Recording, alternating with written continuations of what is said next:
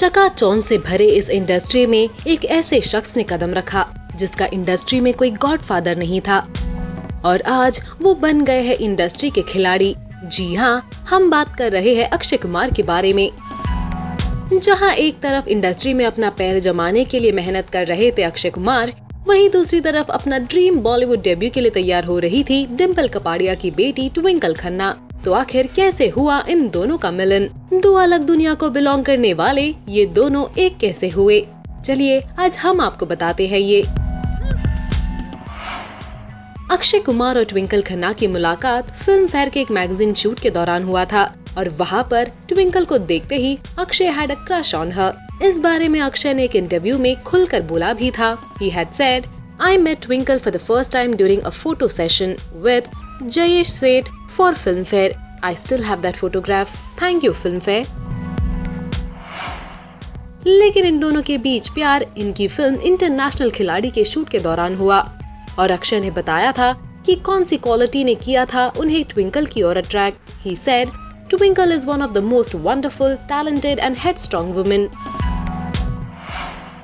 इन दोनों की शादी के पीछे भी एक इंटरेस्टिंग किस्सा है। अक्षय ने रिवील किया था कि ट्विंकल खन्ना अपनी फिल्म मेला को लेकर कुछ ज्यादा ही कॉन्फिडेंट थी और उन्होंने अक्षय से कहा था कि अगर वो फिल्म फ्लॉप होती है तो वो उनसे शादी जरूर करेंगी।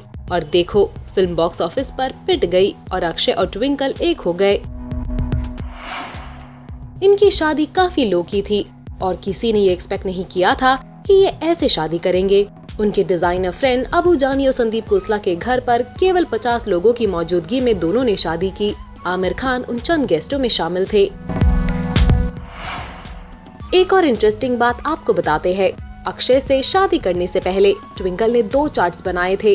ट्विंकल ने ही इन चार्ट्स के बारे में खुलासा किया था। आखिर इस चार्ट्स में है क्या? She said, one chart listed the pros and cons of marrying Akshay and the other chart had details about Akshay's healthy genes. Twinkle ने ऐसा इसलिए किया ताकि वो इस शादी को लेकर क्लियर हो और इस बारे में भी उन्हें पता चले कि अक्षय की फैमिली में कोई डिजीजेस ना हो। अक्षय सिर्फ ट्विंकल को ही नहीं बल्कि ट्विंकल के फैमिली को भी अपना ही मानते हैं। इसका बेस्ट प्रूफ है अक्षय का ही बयान। एक इंटरव्यू में अक्षय ने कहा था, I took up my responsibilities the day I married Tina. Her family became my own the minute she said yes to my proposal. Dimple ji is my second mother and will always be treated like my mother. They are the most amazing family. I am honored to have the responsibility to take care of everyone. That is what I'm here for. If no one needed me, then what the hell am I working so hard for? Well, इससे ये साबित हो जाता है कि he is definitely the best son-in-law anyone can have.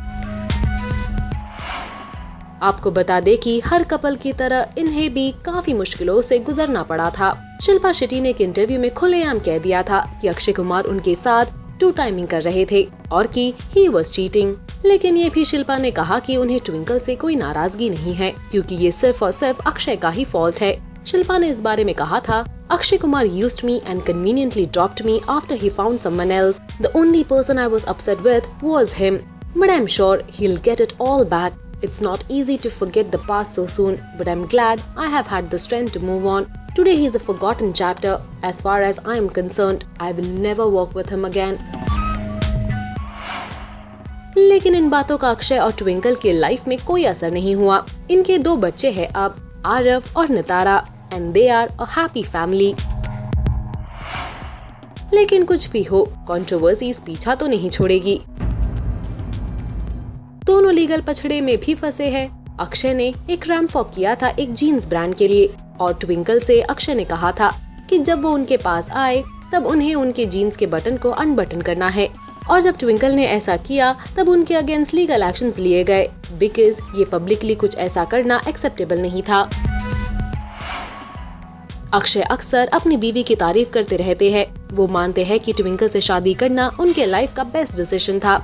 इसके अलावा एक बार अक्षय ने कहा था, Twinkle has not only added to my wardrobe but also to my bank balance. I was a scattered person. She is the one who has put me together. After marriage, she has kind of raised me. On a serious note, whenever I'm broken down, she has given me emotional support. Well, है ना ये one of the best couple? इन दोनों की love story अतरंगी जरूर है लेकिन सबसे बेस्ट और प्यार भरा है। आपका क्या कहना है इनके इस लव स्टोरी के बारे में?